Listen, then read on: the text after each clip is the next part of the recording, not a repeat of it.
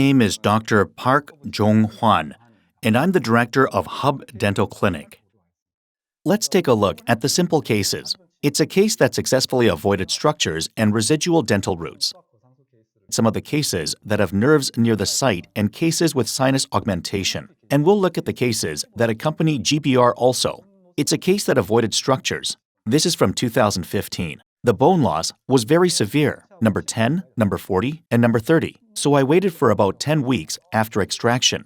But placing it at the number 16 area didn't seem like a good idea because of number 17, and they didn't have a good ratio. The crown root ratio was at about 1:4. Since gagging was also severe, I divided the surgery into 3 parts and proceeded with it one by one.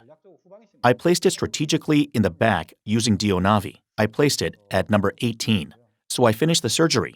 I finished setting the prosthesis and made a follow-up appointment after 3 years and 4 months. The patient has had no problem so far. It's been 3 years and 4 months, and the bones regenerated a lot. But realistically, we can't wait for 3 years. So strategically, placing at number 18 can be a very good treatment option. Next is the residual dental root case. This patient had terrible pain on the lower left side. But if you look at number 35, there's internal absorption going on, and the surrounding bones are a bit weird too. I looked at the CT later, and there was a problem.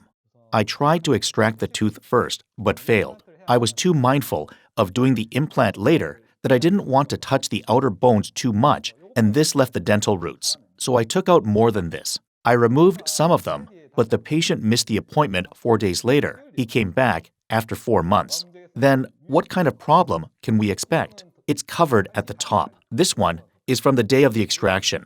I took out more than this. This is CT from the extraction day, not 4 months later. So they were all still there. I've heard some dentists say that the residual roots could rise, but I've never seen such a thing happen. They are remaining in there, so I covered it. So what I did with the covered roots is that I made a plan with DIOnavi. I ground the root area and placed the implants. I got rid of those in the surgery. This is a panorama from the day of surgery. I followed up after 6 months since the surgery. I followed up after 19 months. It looked a bit weird, so I asked a friend from Panorama's radiology department about it, and he said there was no problem. So I'm using it. The bone pattern was weird. But if you look at it, it hasn't changed much. It's after 19 months of follow-up. If you look closely at the existing prosthesis, it was a cantilever. So in this case, it was ambiguous to use a cantilever, and the back teeth were lying down a lot, so I purposely raised the contact. That's a good option. This is better for your teeth. So I opened the contact and made the back teeth usable. Let's look at a case involving nerves. This patient came in 2018, and it was a difficult case. You'll see later on CT, but if you look closely, there's no bone in number 10. The lower jaw looks like it has much bone, but there isn't much to use actually. It had a lot of useless bones on the lingual side. I did GBR as soon as I took out number 40. Then I planned, but I made a mistake. If you look closely, it looks like there are a lot of lateral bones, but in reality, there wasn't much bone I could use. It was close to the nerves too. I've got the GBR spot right here. There was a good bone in the back, but I didn't place it there. I placed it in this spot to reduce the force to the front from the prosthetic. But the location wasn't good. In fact, you don't place it in a spot like that. So I failed.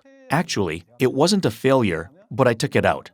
It wasn't even fixed. Of course, it wasn't fixed since not much time had passed after GBR. So I decided to take this out and have another surgery. It's a lot farther back than where it was before. The patient agreed to place it in the back, so we set up an appointment 1 week later. So I worked on the relocation. It was over in 7 minutes. That's the good thing about stent surgery. I was worried that the patient might say something else. As you can see, it's really close to the nerve. It was really close. Still, I believed in DIOnavi and went ahead with drilling. So it was over in 7 minutes. Look at how it is first placed. It's very close to the nerve. The second one is also close. But I placed it neatly without any problems. 4 months later, I put up the prosthesis.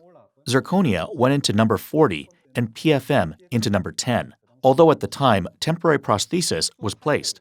This is 8 months after surgery. This is 19 months after surgery. If you look at the bottom left, I finally took it out. I took it out and placed it with DIOnavi. As you can see, the bones treated with GBR has dissolved a lot, but there hasn't been any problem. And this is my second case that was close to the nerves.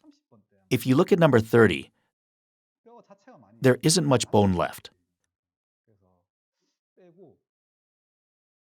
So when I looked at it 2 or 3 months after the extraction, it was very close to the nerve. The cortical bone almost became a woven bone, and there's little lamellar bone left. The CT is hard to read, so I had to place it deeper, unless the boundaries are clear. The shortest implant in DIOnavi is 7 millimeters.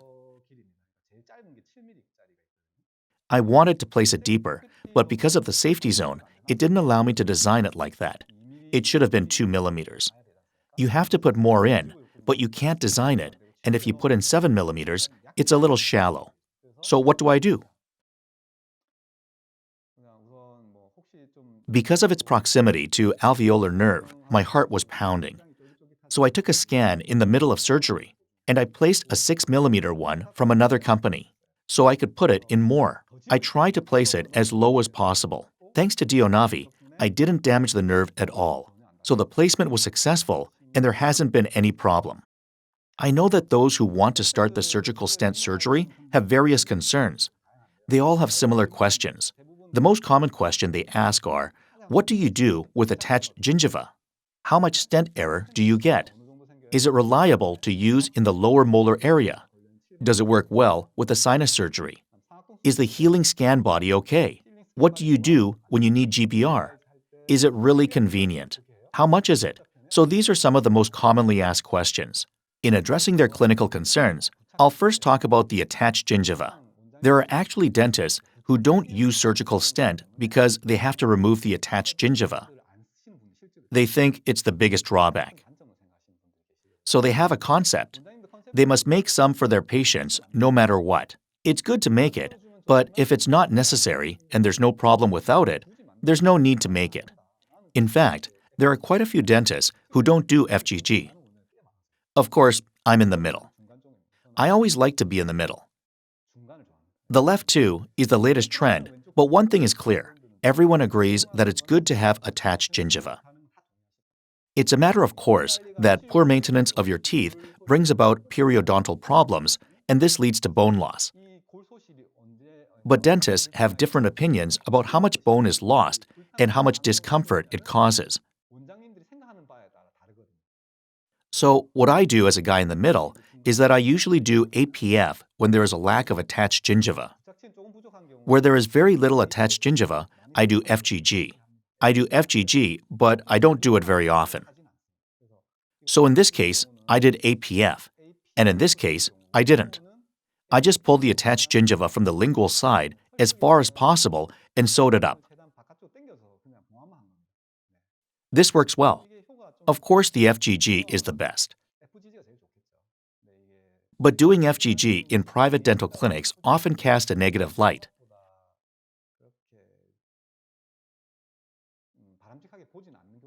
You get a lot of complaints from patients too. So think about the advantages of stent surgery. If you look at the first and second pictures, they're exactly cut in a shape of an implant. I cut the exact location where the healing abutment will be placed and push the gingiva away. I used a stent in the second surgery also. In this case, I buried it with a cover screw. When you do that, sometimes you bury it by opening the flap. In some cases, you just do punching without thinking and just leave it as it is. Anyway, it's also helpful in the secondary surgery. Because the stent location is exact, there is no need to make an unnecessary gingiva incision. So I wanted to show you this, but it's not fully seated. There are some cases where it is not fully seated. I'll tell you later, but what do you think we can do with the not fully seated ones? Of course, you can tell by the X-ray, but you can also tell by the sense you get in your hand when drilling. There's nothing to worry about as long as there's enough attached gingiva. You can just have fun punching holes all day. The problem is when there's not enough. On the day of surgery, You can use a stent to do APF, retract the flaps, and put the stent in. Some are worried that if you put the stent in, it will press on your gums, so the stent may not be fully seated. If so, you can give more vertical incision to lower the gingiva further. If you put the gingiva on the buccal side, they will barely get stuck. Or there's a method where you can punch a hole on the day of the surgery and have second surgery later. If there's a lack of enough attached gingiva, you need to submerge the implant and do an FGG. If there is still lack of gingiva, even after doing FGG, it's a good idea to do APF. The second clinical concern I'd like to address is the reliability of the stent's precision. This has to do with the scanner quality. It's not just the DIOnavi system, but in many other studies, the error occurs more as it goes from top to apical in the surgical system. So there can be errors from merging and CT scanning, but there are little to no errors from the gums. But the stent is at the top, so there can only be a small number of errors. My point is that in clinical trials, the fitness of stent for teeth and its precision is reliable.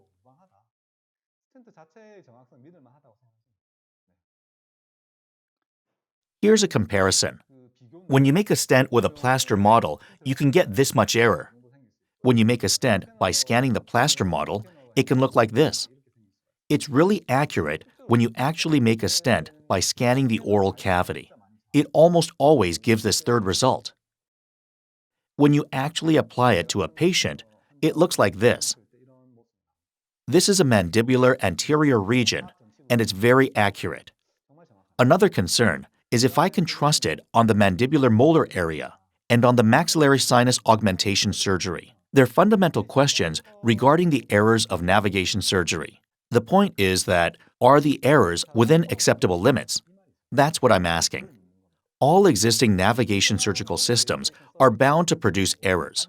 It would be a lie if some say there are none. Then, the next question will be that, are the errors within acceptable limits? In the case of mandibular molar area, as long as we have accuracy, you can think of it as being reliable. If the errors are within acceptable limits, it can be used well. I'm using it because I can live with the errors. If the errors are further reduced afterward, you can use it well for mandibular molar and maxillary sinus augmentation surgery. Let's talk about errors. Many studies discuss these errors. Errors exist in almost all operations. It's just a matter of accepting the errors or not. I think there are big errors like this. There can be errors while scanning or errors in the scanner itself. And there can be errors on the part of the person who does the scan. There can also be errors from CTs and merging. I hope you would remember this fourth one when you're operating. I think the drill slipping causes a lot of errors. When we do a guided surgery, we make holes with a drill. The hole holds the drill well, but there's space between them. There's a gap between the drill and the hole. The gap is minuscule, about 0.1 to 0.2 millimeters. Through that gap, the drill may be bent or passively blocked. Then you get an error. The bottom line is to use a highly accurate scanner. High accuracy isn't necessarily expensive, but generally, expensive scanners perform well. And artifact should be the smallest. The artifact must be small for a good merging, because everything starts with a good merging. So in other words, CT should be good too. You need to buy a good quality CT. And the ability of planner is important. Without a good planner, you'll have a hard time telling whether it's the edge of cortical bone or not. You need to know that to set the margin. Some planners may know well where to insert the fixture top, and some may not. The quality of the planner makes a big difference. And as I mentioned earlier, the space between drill and hole is very important. You have to remember that when setting the path. Sometimes I just drill without much thinking, but I become careful in path setting when I finally place the fixture. So there's something you should remember. For your information, my friend from high school was in the DIOnavi team. He's in America now, and he gave me a tip. H4 and V4 are good for CT planning because there's less spatial resolution and scattering.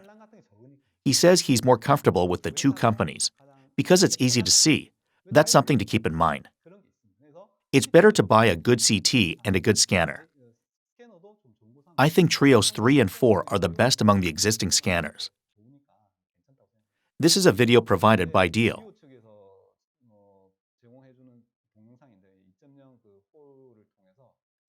Through the 2.0 hole, this is from Dio, and the one before is from another company. It's a comparison video. It shows that Dio's product isn't shaky. Dio is trying hard to reduce the number of errors. I mean DIOnavi. Professor Che Byung-ho said that if the error angle is within 3 degrees, you can even install an abutment. And this is what I want to emphasize. It's very usual in maxillary sinus augmentation surgery as much as placing in the anterior region. When I talk to my junior dentists, a lot of them are not confident in the sinus augmentation surgery. There are quite a few dentists who say they perforate whenever they do the surgery. Many say that even if they use a casket or ones from other companies, they say they perforate it 3 to 4 times out of 10. So I think DIOnavi offers many advantages in the augmentation because it's a system that is bound to prevent membrane perforations. So I think that is a big advantage with the sinus augmentation surgery. So what is the biggest difference? The biggest difference between normal surgery and DIOnavi surgery is whether the drill shakes or not when drilling. Then why is there tearing? There is a kit dedicated to maxillary sinus elevation. No matter how tightly I hold the drill, if the bone is hard, the drill bounces.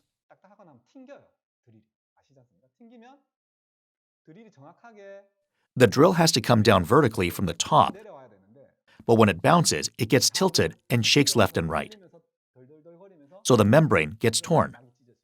But with DIOnavi, the basic concept of surgical stent is to hold the drill in the hole so there is less drill movement. That means you'll get far less tearing, theoretically as well as practically. In fact, when I use DIOnavi, I get much less tearing than when I do it with hands. So if you're afraid of the augmentation surgery because of tearing, or if you get a lot of tearing in your operations, I strongly recommend you try DIOnavi. Let's look at a maxillary sinus augmentation case. You plan it the same way. This patient only had number 6 recovered using a bridge because of financial reasons.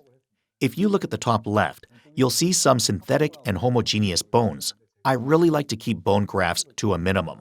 I like to do it without bone grafts, but I put a little bit in this case. If you look closely, the membrane is lifted a lot. From 4 years ago, I always liked my lift high and wide. Anyway, if you look here, the healing is not fully seated. It's not fully seated here also. This is one of the drawbacks I'll talk about later. It is planted a little deep, so it may take some time to tighten. I'll tell you how to solve this. So anyway, I did it. Here, 50 days later, it's turning into a granulation tissue. The mucous membrane became thicker also. After about 50 days, it got swollen even more. After 125 days, about 4 months later, the bone is forming. This is 1 year later. After about a year, the bones formed well. If you look at the actual CT, there was about 5.1 millimeter of bone. There was much bone. I had enough to work with. I lifted a lot as I did the bone graft. I made the lift high and wide for sure. Since the lift was high and wide, there had to be a lot of bones. Of course, there's no bone grafting in this area. It's probably just around here, but since the membrane was lifted a lot, the tenting effect led to bone formation. So after a year, you can observe the bone formation. If you look at it, about 4 to 5 millimeter bone was formed. And then there's another case. I also did this routinely. This is before and after surgery. I followed up after 20 months. This is before the surgery and 20 months after. The bones were formed fine. I've been doing cases like this a lot from 3 to 4 years ago. Number 7 is a case without bone graft. The amount of bone is a little small. If you look at the lifted area, it's elevated a lot from number 6 mesial side. This is a picture of the patient's first visit. Number 27 was rotten so much, so I had to do surgery. If you look at it, the membrane was elevated very much on the day of surgery. Of course, I did it with DIOnavi. I put in 2.5 cc in. They usually put in 0.8 cc. So this is the granulation tissue. With time, this gradually becomes bone. After about a year, much bone has been formed. You should pay attention to something unique in this. There was much bone formation on the buccal side also. It's a picture from the first examination. This is a panorama a year or 2 months after surgery. This is before and after surgery. I did it without a bone graft. This is 14 months later. After 14 months, you can see that the maxillary sinus region has been reformed. Even without a bone graft, bone was formed well here. So I think DIOnavi is a lot more helpful in this regard. This case has a lot of bone formation. This is the case I showed you at the beginning with the nerve. If you look closely at the maxillary, this case was done without bone graft. I had no choice but to do so at the time. If you look closely, the haziness was really severe. So I talked a lot with another dentist about whether it was caused by ENT or not. I did the surgery with confidence that it wasn't caused by ENT, but by dental infection. Look at the plan. You only have 2 to 3 millimeters of bone. One side had just a little bit, and there was a lot of haziness. It means the patient had an infection in the maxillary sinus. This is a panorama taken 2 months after surgery. There's a lot of elevated granulation tissue. I think I put in about 3 cc. I lifted and did it without a bone graft. This is 8 months later, and this is a year and 7 months later. This is from the day of surgery. Look, haziness was so severe. But I ignored it because I was sure it wasn't caused by ENT and was just a dental infection. I was sure that it wasn't a case of MRC either. Of course it wasn't MRC. So I operated without doing a bone graft. It's actually more dangerous to do a bone graft in this case. I might rupture also. So I did it without bone graft, and 3 months later, the maxillary sinus was clean. This means that it was indeed a dental infection. Of course, it could sound like a wild bet, but anyway, I operated in the presence of haziness. So the maxillary sinus became better, and after 6 months, the granulation tissue is turning into bone. This is a year and 7 months later. As you can see, there are more bones than planned. I think it's more than 5 millimeters from the front. Bone was formed all over. It was done without bone graft, and the result was pretty good. Then here's a case with GBR. You can do GBR at the same time through DIOnavi. I did the bridge for number 20 on the left. Because the patient was a lady, I thought gingiva wouldn't look pretty, so I just did GBR. I did GBR to place implants. In the case of number 15, it's almost a floating teeth. So if you look at the plan, there's no bone outside. I planned and placed it on the day of surgery. It's deep. It had to be deep. It was a bit hard when I was doing prosthetics, but she's using it well. It's before and after surgery. It's 15 weeks after surgery. I took the tooth out, and after waiting a bit, I did the surgery with DIOnavi along with GBR. It's well inside the bone housing. GBR made it possible. If I didn't do GBR, I think the bone would have formed like this. It made it vertically better too. I did the surgery. As you can see, the patient had everything including prosthetics before the second surgery. This is before the patient's first visit. In the second surgery, the bones formed nicely, so I think the patient will be fine. I did the rest with DIOnavi also. In maxillary sinus augmentation surgery, there can be perforations. I used DIOnavi. It was rare, but I had 2 cases. The first cause was clinician's carelessness. It was an iatrogenic problem. I used a longer drill than the one with the planned length. The staff gave it to me without putting on the stopper. I didn't know that. Next is the problem of bone quality. Even though you're dealing with the sinus, the bones in the molar area can be very hard. Then it'll make the drill bounce. The drill bounced inside the hole when I was doing stent surgery. It even shook the stent. It couldn't withstand the power, so it naturally led to tearing. Then it becomes a normal surgery. and there was a problem with the syringe. You must make sure to check if the saline comes out well before you put the syringe into the hole. Let me show you what I'm talking about. And then there was a problem with the membrane itself. In some cases, it can be torn apart no matter what. If you look at this CT, this is saline. This is not an elevated membrane. How do you know that? It's saline if it's leveled with the floor. It has water in it. The reason why this happened is that the staff handed it to me during the surgery without putting on the stopper. She was supposed to put on a 3mm stopper, but she just gave it to me. So I just drilled. Fortunately, there was much residual bone, so I kept going. And then this is a recent case. This case is from this month. If you look at it, the patient had much residual bone. So I thought about doing a lifting, but didn't. As you can see, he had severe osteosclerosis. The drill kept bouncing. Then there was a high chance of tearing. Plus, I didn't know that the syringe was blocked.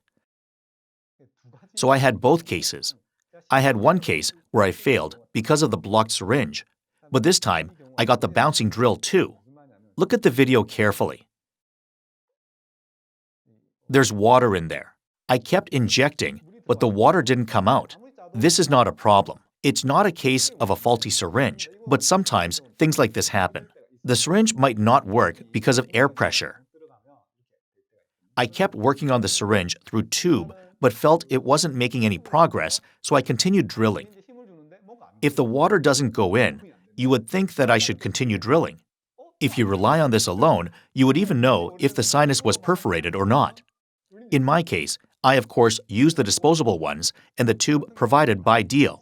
Even though I use this only once, there are times when it goes like this. So it's good to check. I occasionally use DIOnavi for lateral approach, as I always do in augmentation surgery. I don't use it often, but sometimes it helps.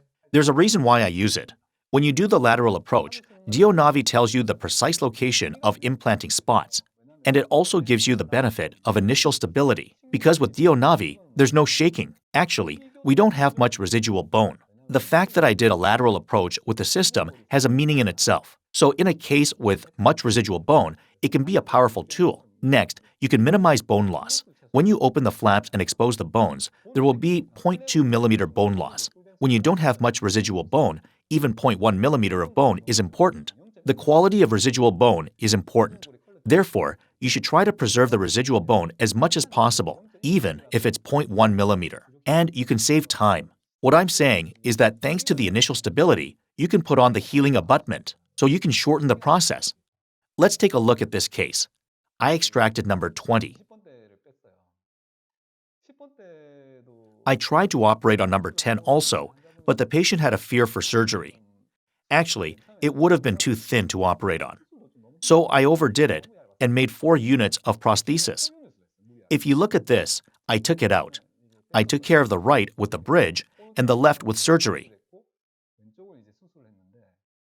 And there was inflammation in the maxillary sinus before extraction, but it disappeared after a while. But there was almost no bone left. It was as good as open. So I did the lateral approach first. Then I waited for 4 months. When it was almost 4 months, I placed the implants with DIOnavi. Afterward, the initial stability came out really well, so I put on the healing abutment. 90% of the time, I put on a healing abutment on the day of the surgery. You usually get a good initial stability with DIOnavi. Even when I do a lateral approach like this, I put the healing abutment most of the time. And then I did the final setting. So when you use DIOnavi, you're bound to get good implant locations.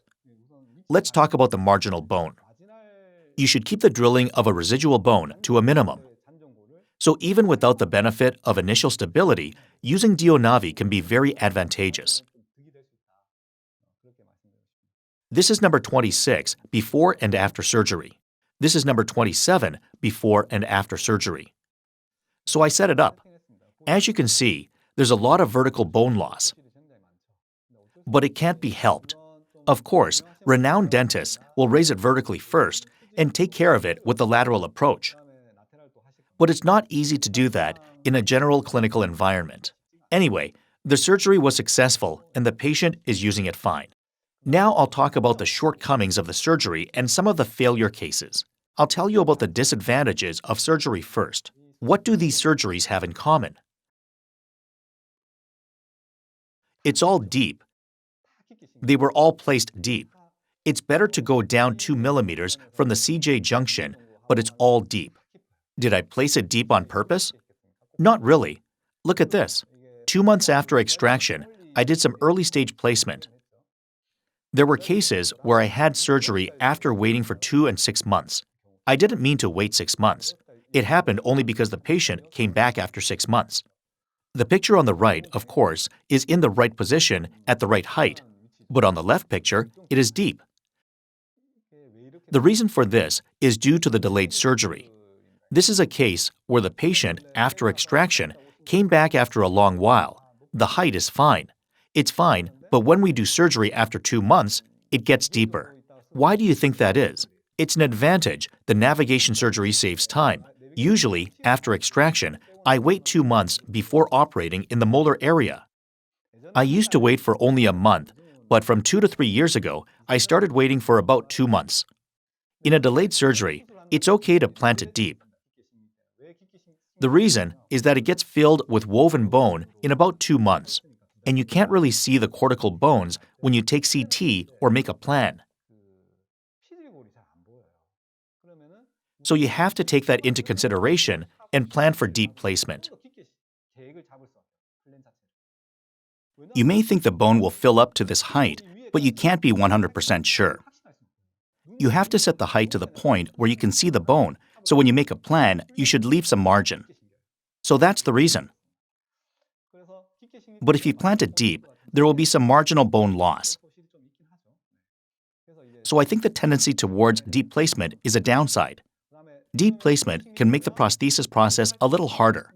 But generally, if healing goes in as far as 8 millimeters, there should be no problem. And then when you have to think about the removal of the attached gingiva, and there can be some distrust. Since it's a blind tech, you're not so sure if it's working or not. It can also be a little inconvenient with a patient with a small open mouth. It's a structural problem. So if I show you a relevant case, the case is from 2015.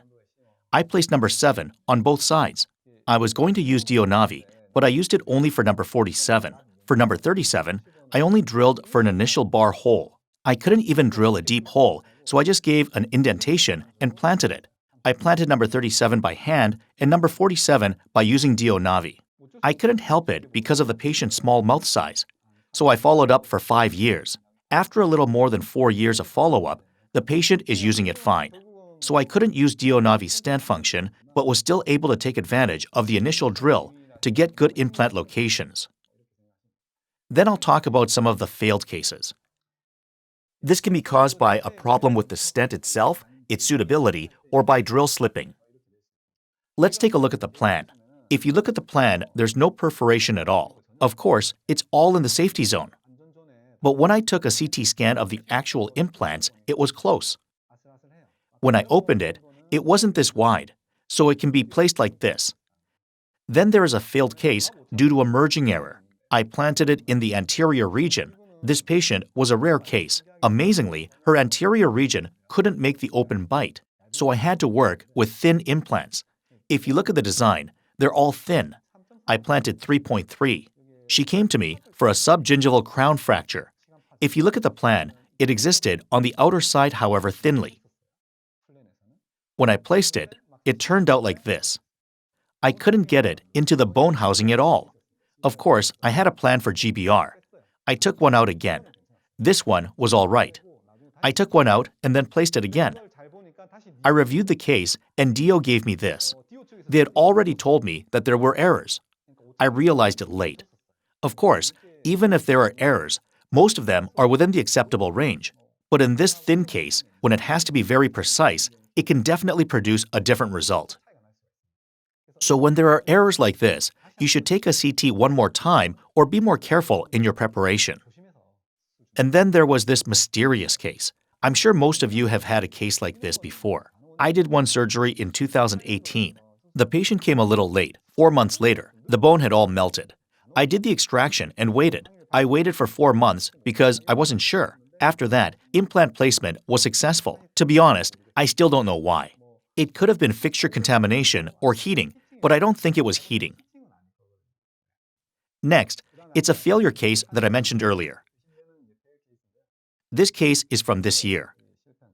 I checked a month after extracting number 40, and it had all melted. I remember that I didn't do the hole punching properly during surgery. So my guess is that the soft tissue was probably infiltrated while I was using the bone flattening drill. This is the second case. This case is still ongoing. It's one of the only 2 cases where I had failed surgery twice in a row. When I fail in the first surgery, I usually succeed in the second. With this patient, I failed twice. I had to do the third surgery. It was a case where healing wasn't removed completely. When the patient came back after a month, it had all melted. So I just thought it could happen and placed an implant again. After a month, it was all melted again. So I took it out and waited 6 long months. After 6 months, I placed an implant without using DIOnavi. I did it by hand. It wasn't that I distrusted DIOnavi, but due to the lack of bone, I figured that it would be difficult to design with the system. So I placed it with hands. I'm still waiting for the final result. This is a CT from the first surgery. If you look at this case, it's very close to the neural tube. It was safe because it was placed with DIOnavi. It worked out pretty well. It was all inside the bone housing. So I failed at first, and for this, I thought I needed to do FGG because of the lack of enough attached gingiva. But I think the second failure was due to my fault. After FGG, the patient came in and out of Pusan frequently. Originally, he said he will be in Pusan a long time later, so I did FGG quickly. I should have given him a lot of time for his gingival to heal. This is the FGG picture. I had the second surgery in a few months, so I think some of the soft tissues were infiltrated. Even in the second surgery, I used DIOnavi. I think that the soft tissue infiltration were the cause. If you look at the plan for the first surgery and the plan for the second surgery, you'll see that a lot of the bones were melted after I failed the first one. It's another failed case with an iatrogenic damage.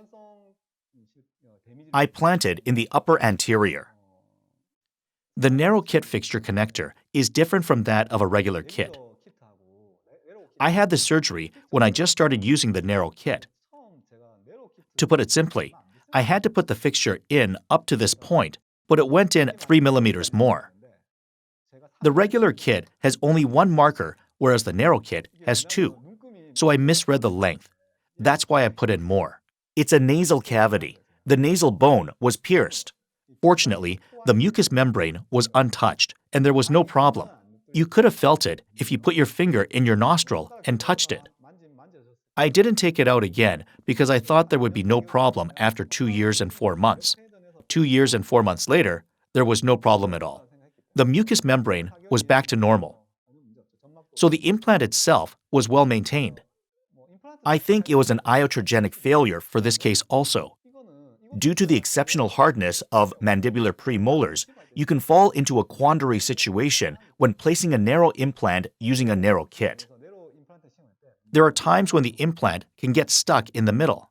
So when you're dealing with the mandibular anterior region, you shouldn't be obsessed with getting initial stability. I suggest you do the full drilling first. I didn't even recommend implants, but this patient insisted on it. Actually, placement went well at first, but I wanted to put in more. It was a mini implant, but I got greedy to put in more, so I ended up crushing the internal hex. I couldn't push it in or pull it out. So for this one, I ground it first and put it in. Then you cause more bone loss. So I did GBR and finished with 3 units. Hearing me talking about my failed cases could make you think that I have more failed cases than successful ones, but that's not true at all. According to domestic academic papers, guide surgery is said to have more marginal bone resorption, but it is almost the same. The same goes for surgical failures, and it's not much different from normal surgery. There is no difference in success rates, but I think it can be higher if it's applied well. In my case, I think the commonly called fixture failure accounts for about 1.8%. Iatrogenic damage is about 0.05% of all failed cases. We usually think that the success rate of implants is 95% to 98%. In the meantime, there's enough coming in, so I don't think there's a higher rate of failure if you do surgical navigation surgery. The most common surgical complication discussed in academic papers is intraoperative fenestration, but this is an old story. The subject of bone perforations belongs to the past. The idea of intraoperative fenestration being the most common surgical complication is too dated. Because scanners have developed, merging technology has developed, and artifact has been removed a lot. This rarely leads to bone perforations. Let me explain the problems that occur during surgery and how to deal with them. It's good to know these things for your surgery. There may be more cases where fixture goes in less than you think. The cause is that it can get stuck in the cortical bone, or when the lower bone is hard. You want to put in more, but it gets caught on the apical side below. And there's the problem of hole and drill's angle. As I said, there's space or a gap. When there's a gap, it has to go in passively, but it won't. Simply put, if you put in the fixture slanted, it'll get caught. It'll get caught in the stent. That's why it goes in less. So in this case, I recommend you place the fixture with a ratchet and then place it by hand at the very end. Don't use tools. Next, the drill not going in passively can give you trouble. It's even more so when operating on a patient with a small mouth. So at this point, it's best that you use your hands to put in the final fixture. Next, you should check for perforations in various ways during the augmentation surgery. You can use the Valsalva law. You can feel the saline syringe pressure, or you can ask the patient if the water is going into his nose. I think the second method is the most accurate. The most important thing is to have an empirical understanding of the bony tissue and to set up a drilling sequence based on your own judgment. DIOnavi sets the bone density to a certain extent, but it might not be 100% correct. Even if the system sets it to D1, it can be D2 or D3. You have to realize that by drilling. So experience is important. You must have a certain amount of experience in surgery to know these things. You should know how much to drill from your experience to put in fixture well. Only experience can tell you this. Experience will solve these problems. Then there are times when healing is less tightened or doesn't go in well. This is a problem of gingiva elasticity. You've drilled fully and used all abutment profile, but it still doesn't go in. In a case like this, there's almost no undercut of the bone. I followed all the protocols. It's a gingiva problem. Didn't I talk about drilling gingiva for 3 millimeters? Then it gets pushed back a little by 2 millimeters. Press it down so it goes in less and then cut the gums with number 12 or 15 blades. Of course, if you kill the tension, it goes in well. Then, when the length in the plan is too different in a maxillary sinus surgery, for example, the plan may say that the perforation point is 15 millimeters, yet you don't get one even at 16 and 17 millimeters, then don't worry about it and just proceed as you keep checking for perforation. Next, you connected the fixture connector and did the placement, but after that, you can't pull out the connector. When this happens, take it out with the remover or shake the stent side to side. Next, there are times when you're not sure if healing is well tightened or not. Actually, it's hard to tell even with an X-ray. The most reliable method is to put in a screw. It has to go in smoothly without any resistance. It's most accurate when you only need to exert power at the last minute. My point is that there should be no feeling of the screw getting stuck or resisted by something in the middle. If you get that kind of feeling, I'm 100% sure it didn't go in fully. At first, the screw should go in smoothly without resistance. You should only get that feeling at the last minute. That's the most accurate way to find out. That means that healing is seated well. That's how you can tell. And in your surgery, you can skip a few drilling stages without causing problems. In particular, it's a good idea to skip the 2.0 by 10 millimeter drill because it'll be so hard to keep the mouth open. So it can go in up to 5 millimeters and 7 millimeters, but 10 millimeters will be too hard. This will tire the patient too much, so I suggest you skip these. I'm sure you'll feel much safer to irrigate because it might fail by heating. Each dentist has a different concept, but in most cases, the irrigation is done. The principle of DIO's protocol is without irrigation, but if you're a bit worried, you can follow your concept and irrigate as you see fit. Next, 0.8 cc is recommended for maxillary sinus augmentation surgery. As I said before, I recommend 1.5 cc. Then the bone will form much better. But since the system is different, you should know the difference in the drilling sequence. For example, DIO has the final drill of 4.3 millimeters to plant an implant with 5.0 diameters. For other companies, the final drill is 5.0 millimeters if you want to plant an implant with 5.0 diameters. So if you drill in DIO sequence, you won't be able to plant implants from other companies. So that's something you should know. If such is the case, you should use profile drill more or drill deeper according to your judgment. And the fixture diameter can be different. The external diameter can be 5.0 or 5.2, but the diameter of the hole is probably 5.3. Then you won't be able to put in the fixture with 5.2 or 5.3 diameters. So you need to take that into consideration. As I said before, you have to be really careful when placing a narrow implant in the mandibular anterior region. Next, if you perform an immediate loading right after extraction, the error can be big. So I recommend non-hex for the bridge when loading immediately after extraction or immediately after placement. Non-hex can reduce errors a lot. The same applies when dealing with membrane perforations in the maxillary sinus. It's the same as normal surgery. And if it's close to the maxillary nerve, near number 7, it's good to check if the CT is taken well and if it's clear of any artifacts. Because, as I showed you earlier, if there is emerging error, it may lead to imprecise placement. Then, to check the stent accuracy and the plan for the stent, you can put the stent on and do a CT scan, but it'll be hard for the patient. Because you need to take another CT, I wouldn't want that. I think I've only done it once or twice. So you can trust and do it. If you feel uncomfortable, you can do it like this. And then, as I said before, when you have healing or abutment not fully in, it's almost all because of gum elasticity. Then you can make an incision. If the MD width is narrow, you have to delete the adjacent tooth. Then you should tell DIO planning team that you will cut the adjacent teeth and to make the new one. And it's good to operate with both hands. If you're right-handed, it'll be quite uncomfortable when operating on number 20 to 30. So if you learn how to drill with the left hand, you can finish the surgery quicker. If you look at the left, I placed all these with DIOnavi a few years ago. But because there are a lot of implants, the artifact is too severe. Can we use this? No. So I took another CT. Although I took CT again, there's still artifact as shown in the plan. To put it simply, if you plan on the left and force to make it, you will get a lot of errors. So if the artifact is too severe and looks overlapping, it's better to take it again.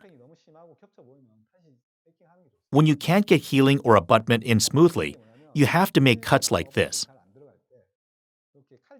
If you reduce the gingiva tension with fan-shaped cuts, they'll go in most cases. Another useful tip is that if the stent that DIO planning team made is too wide, it might not fit well. That's a given. I'll show you later.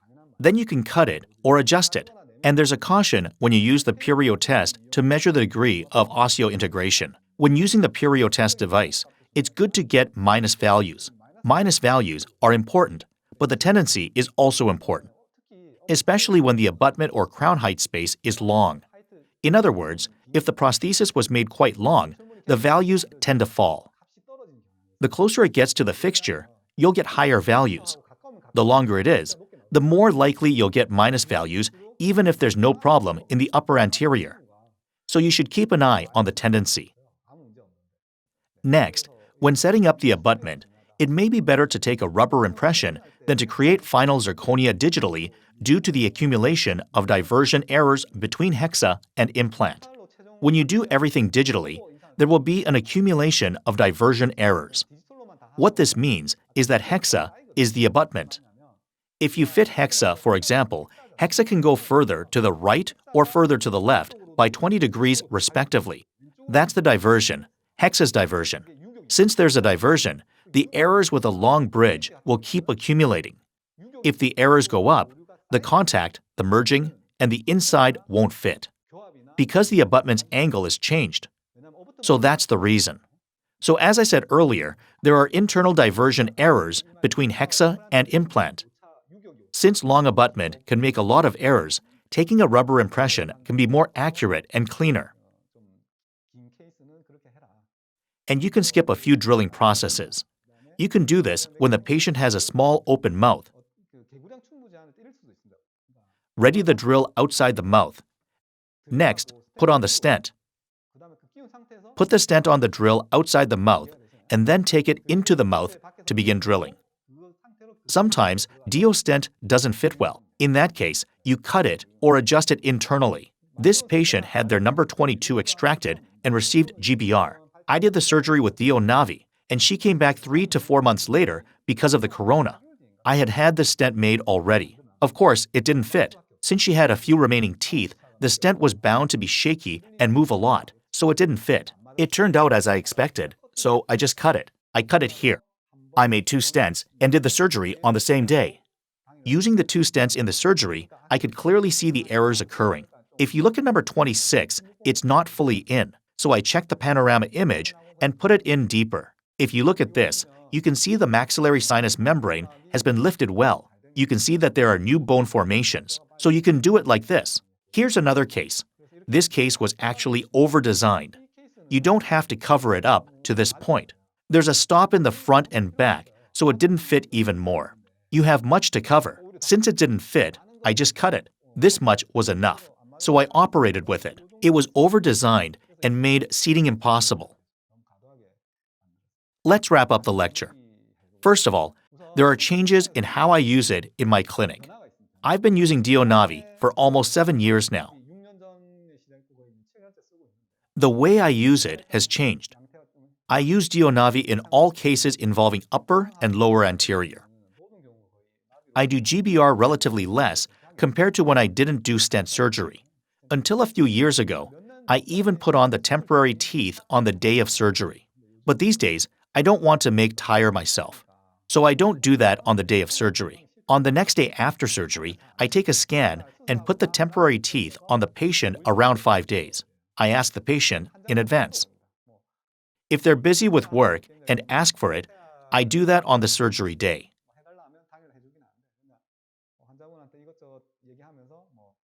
If the patient says he can wait, I do it 5 days later. The benefit of this is that if you put on the temporary teeth on the day of surgery, things like a long bridge might not fit well. Then the surgery time gets longer. So it kind of cancels out the advantage a bit. But if you take the scan the next day, it fits well in most cases. It has to be that way. Because I know all about the fixtures, I restart while knowing their locations. Next, in almost all cases, the H-healing body is tightened before surgery for premolar and molar areas, and the healing is tightened. Until a few years ago, I had surgery a month after extraction, but these days I have surgery after 8 weeks. Because if you do it a month later, implants can go in too deep. And in the case of a maxillary molar area, 1 month is not enough for the bones to fill up. And these can make things harder. I might have to do GBR on purpose, so I'm comfortably waiting for 8 weeks. But it's an early stage for 8 weeks. I think I had advantages early on using navigation stent. The number of patients visiting my clinic after hearing about the navigation implant is on the rise. Patients are quick to catch up with the latest trends. Of course, the patients who received navigation surgery were operated on with DIOnavi. They said it was more comfortable than me doing it with my hands. To put it simply, DIOnavi is a dependable system that offers many benefits. It makes difficult cases simple and shortens surgery time. Since it's a top-down system, the prosthetic prognosis is bound to be good. Surgical errors certainly exist, but that's the question of whether they're acceptable or not. There are some disadvantages and limitations, but it can be particularly useful in maxillary sinus augmentation surgery. I think the system can be of great help to you if you use it according to your concept and needs. But there will be a learning curve. I know that some of you have trios but don't use it because you're comfortable with the old ways. But if you take up the challenge of breaking the entry barrier and learn to use the system, you'll be very happy later. Since young dentists are full of motivation, I think it would be best to start their careers with DIOnavi. I'll wrap up after watching a video. I personally love traveling, so much that I traveled to around 30 countries. This clip is from the Bolivian Uyuni Salt Desert. You can see this when you go there in the rainy season. It's a video I took in the car. This is an incredible view. It's really beautiful. Everyone is having a hard time because of the corona situation these days. I hope we can travel freely again soon. Thank you for listening. If you have any questions, please contact me via email.